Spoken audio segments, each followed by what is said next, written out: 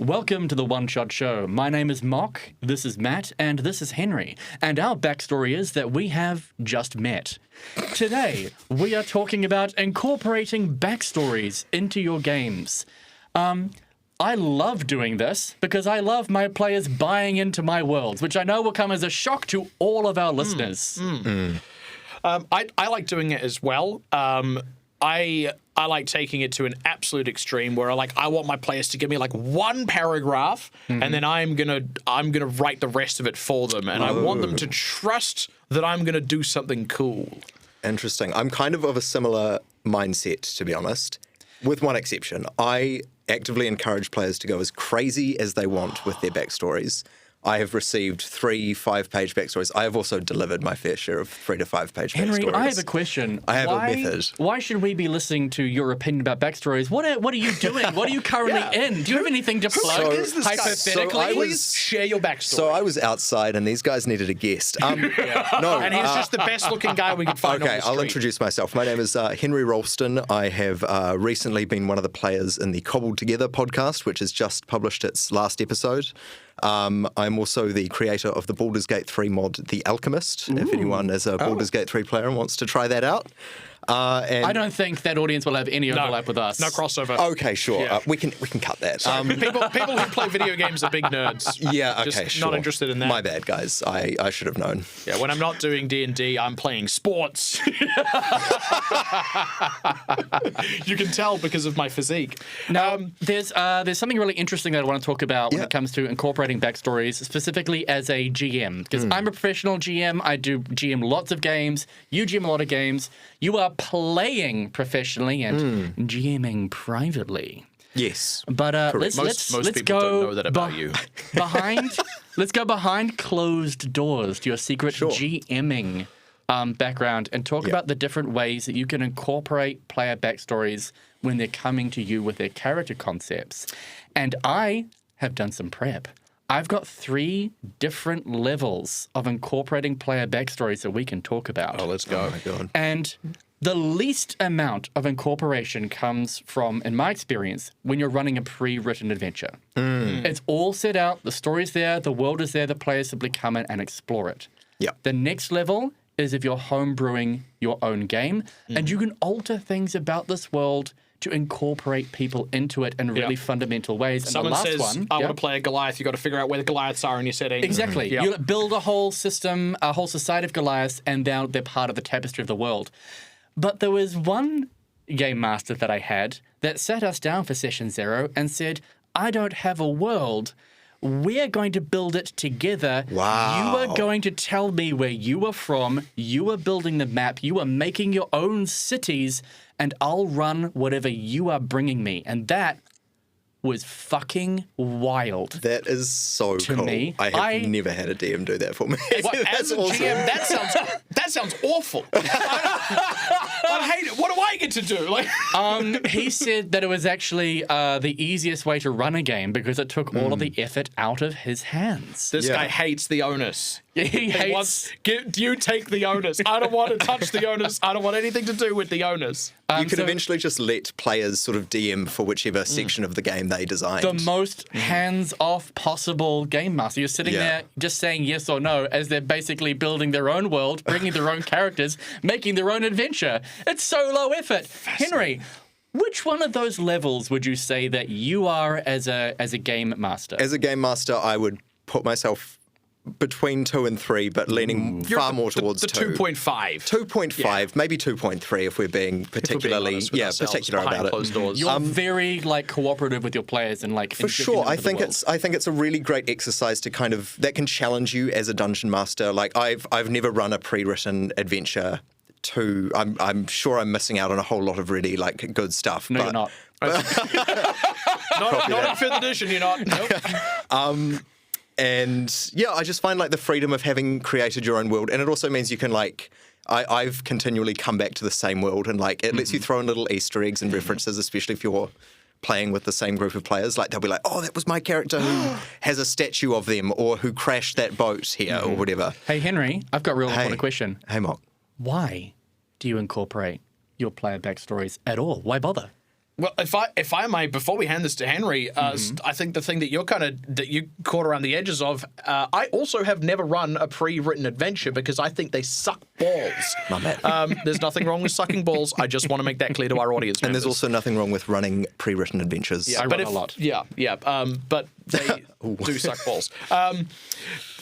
The reason I've never done it is because I personally like, as a GM, the freedom of a sandbox to create my own world. It's one of the things that I get to have control over. I don't get to create my character with their backstory and their personality and really embody them. I don't get to do that. That's something the players get to do. Instead, I get this world that I get to build and all of these fascinating things. And one of the other reasons that I like doing that is because I can incorporate my players' characters and their backstories more than if I were running something pre-made where, look, if you want to find your long-lost father and we're playing Descent into Avernus, unless your long-lost father is in the depths of hell, you're not finding him during this campaign.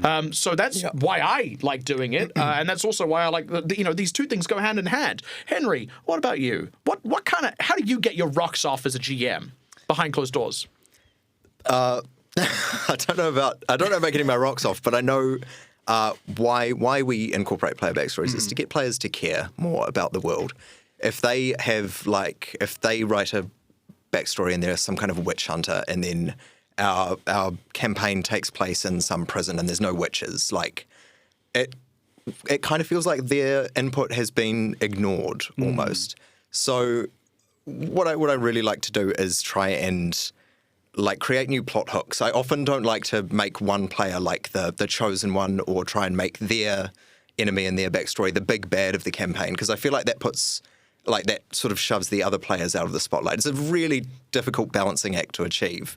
But on your campaign, which as we all know can sometimes last years, you will have time to visit several smaller antagonists or obstacles, and that's where kind of the player backstories can come in a bit more, and each one kind of has their story beats. You see that kind of thing in Critical Role. Percy's... Everyone take a shot. Everyone listening, take a shot. Critical Role mentioned. My bad. I didn't know. It's news to me as well, Henry. Well, Percy kind of has his whole arc, and that's a fan favorite type thing, because it's just one person gets their focus, but the rest of the campaign doesn't hinge around just that character. I like what you're talking about there, which is giving your players something to do other than the A-plot. Because it's not always that interesting to continually turn up to a table and just do one thing. You're trying to take down this megalomaniacal tyrant? Absolutely. And you do that week after week after week after week after week. And you're like, where's the variation, the experimentation, the personal connection? And one of the most successful player backstories that I've ever implemented, a very good friend of mine came to his very, very first D&D game playing a barbarian. And I know that a barbarian is a very mechanically simple person to play. You get mad, you hit stuff. And I wanted to give him more to do. And he told me specifically that I could have a lot of leeway in helping flesh this out. And I made his character the secret heir to a kingdom. And that gradually, I put a lot of work into that, especially because he was playing such a...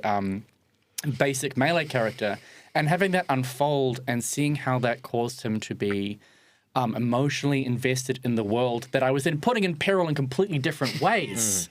He's like, oh shit, my family is now invested in this. My kingdom is now invested in this. Yeah, well, I mean, a mechanically simple character is not the same as a, emotionally simple character. Exactly, yes. You can be a barbarian or a fighter and be a really interesting character as well. And I when I make characters, I like to kind of separate what their abilities are from them as a person. There is, of course, there's always fun to be had in playing a cleric who's really religious, but, you can also do that cool play against where maybe they're disillusioned, but they still need the power to achieve their goals, for example. There's a really cool thing that we're sort of skirting around the edges of that I want to bring into the discussion here, which is... when you're running games, I like to run for fairly big tables, 6 to 8 players is my comfort point, which means I often have varying levels, across my players of how much they're interested in story versus mechanics and so on and so on. Some of my players, they have I've got one friend who wants to play an archer. It doesn't matter what I run. He wants to find the archeriest archer that he can play, and he'll, attach a bit of a personality and a bit of a character to that.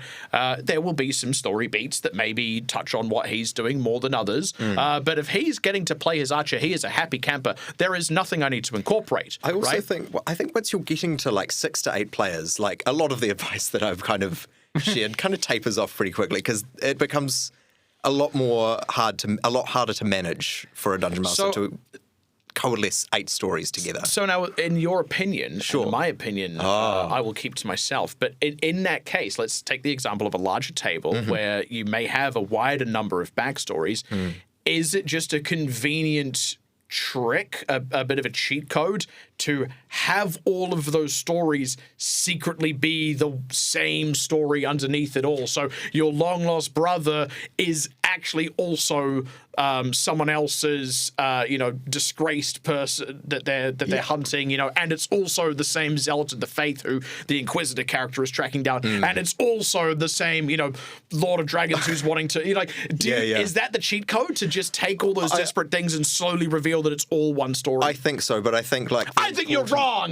Take that. Okay. Got him. I think so. However, I think it's important to be like transparent with the players about that. And that was like I kind of wanted to touch on this a bit when I was talking about incorporating their backstories. Is like you have a period before the first session where everything's up in the air, nothing's fixed in stone. And what I really like to do is, give them the freedom to do whatever they want and then gently like massage it into the boundaries of the world that I have already created.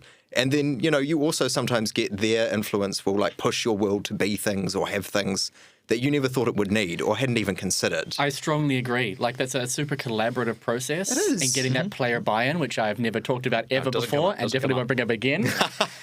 But you were kind of talking about something that I find really, really interesting, especially when you're talking about really big tables of players, when you're talking about working with players, is that if you can encourage your players to tie their backstories together with each other, then you can relieve some of the pressure on you as a game master to continually deliver every story. And part of the appeal of a tabletop role-playing game is sitting down with half a dozen good friends and maybe as a game master, I'm talking to one person and fleshing out, their long-lost brother that's gone missing.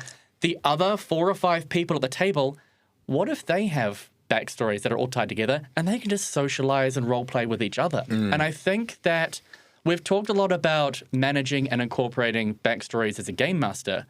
When you're a player, if you are coming to a table, what are you doing with your backstory? And you are currently on a show. What did you do with your backstory to make that as dynamic with your other performers as you could? We went into the podcast with no idea of what the other characters had in mind of their backstory. You can tell.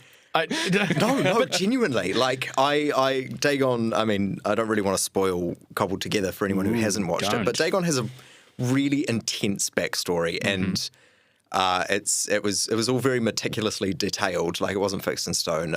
But Erin, our dungeon master, did a fantastic job at just making it work within the world, and she kind of took on a lot of the responsibility of making sure the backstories had something in common for us. Like, we find out like halfway through the story that we have a shared character, like me and one of the other characters in the game. Like, one character shows up in both our backstories, and that kind of lets that organic kind of revelation appear, which for like something that you're recording and distributing to people, it makes the reactions more genuine, and it makes it, I would argue, more compelling to watch than like if we had known that beforehand, we would have been acting. Okay. I guess the difference there, right, is in the circumstance of playing on a streamed game or, for a game that's going out to public release, compared to at home, the narrative is for the audience. When it's the home game, the narrative is for the players. Exactly right. Yeah. A real important question I think might be like a really good way to round all of this discussion out. And that's before you do, because it sounds like you're winding us towards the end of the episode. And before you do, I want to pipe up with my profound disagreements of both of you guys' approach. Yes, of winding every character's story into essentially the same single A plot. I really dislike doing that because to me, it reaches a point where it feels a little trite, right? I like to run very immersive sandboxes, and if it turns out the whole party is the chosen one, that suddenly feels like a video game. That feels like a movie. That's not what I'm going for. I want to do things with the medium that you can only do with the medium. If you want the catharsis of the hero's journey in a movie, go watch a movie. Right? And you can watch a movie with multiple characters that all come together. You can watch The Avengers. You can watch Seven Samurai. There's plenty of media that does that. I like my characters to show up with a bit of backstory that I can incorporate, but also there is an A-plot in the world. It is a big, wide-stakes story, right? And over time, that story is going to get in the way of the players more and more and more until it becomes the thing that they are mainly focused on. And I'm very subtle in how I do that because I want them to reach a point where they are more interested in pursuing and playing out that A story than they are at resolving every single one of their own stories. And also, I will have things that hook those personal stories into that wider A story. And I have, in doing that, had players reach a point in a campaign where they functionally abandon their own player's narrative, their own character's narrative, because they are more invested, both as a character and a player, in the wider story. If you still haven't found your long-lost brother and the world is about to end, you're probably going to stop looking for him and you're going to fix saving the world first. I would agree. You like a more realistic, grounded, wider kind of game. Which I know never comes up. We don't talk about that. Every one of my players is the chosen one. That's just how I like to run it. And my question is, which you've already kind of answered, even before I could ask it, is if you are running a game, what do you want your players to bring to you? I think this might be the most important thing that our listeners could take away. Oh, I come from an acting background. A lot of the people that I've played Dungeons & Dragons with have been actors. Yeah. I find that they're often some of the most fun people to play with. I want them to move me. I want them to have like the big monologues that like, you know, are really dramatic and maybe not for everyone, but it's just so fun to watch and to see them get engrossed in the story and to feel like we have created a living, breathing world together is, to me, the ultimate goal of the game. That's really beautiful. And you want them to bring... I want them to bring just enough, right? I want them to bring enough backstory and flavor and personality to be able to create this interesting semi-self-contained narrative that can exist within the wider setting, that can exist alongside the need for this to be a party of adventurers, not just an individual dealing with their individual stuff. So that's basically a funny way of saying, you know, you have to be just as interested in finding the bard's long-lost brother as you are in finding your own, because you and the bard become friends. And then... I want them to leave me enough room to deliver that A-plot above that, because I don't expect any one of my players to show up to my game with, oh, and I want there to be this particular world-ending cataclysm happening in the background. That's for me. That's my job. That's my part. That's the thing that I get to do, as I mentioned before, where the player gets to build their character, I get to build the world. I am very much in like Henry's camp here, in that I really like players who come with a very strong character. And the actual like backstory or side quests or other baggage you might bring isn't so much a big thing for me as coming with a very strong character concept. And one of the strongest characters and backstories I've ever had the pleasure to GM for was my ex-girlfriend, who brought a tiefling bard who played the spoons, called Spoons Queefling. And he was a traveling sex performer. And he blamed feminists for his erectile dysfunction as he traveled around Faerun. And quite frankly, if you can bring me a character that strong, absolutely, that just... I think we're broken, Matt. He just kept adding more words. Oh, no, the backstory was about 3 pages long, involving some quite graphic descriptions, which I will not share here with you. Like, the player put a lot of heart into that Immense backstory, amount and of heart. I'm sorry, but for you to be here laughing is extremely disrespectful. Spoons Queefling deserves as much of a chance at being the hero as any other player. And I fully agree. And I think we can finish with Spoons Queefling. Yep. That is us. That is the One Shot Show. Thank you for joining us, and we'll catch you next time. If you like what you just heard, feel free to support us on Patreon. Every little bit helps. Go to patreon.com/OneShotShow.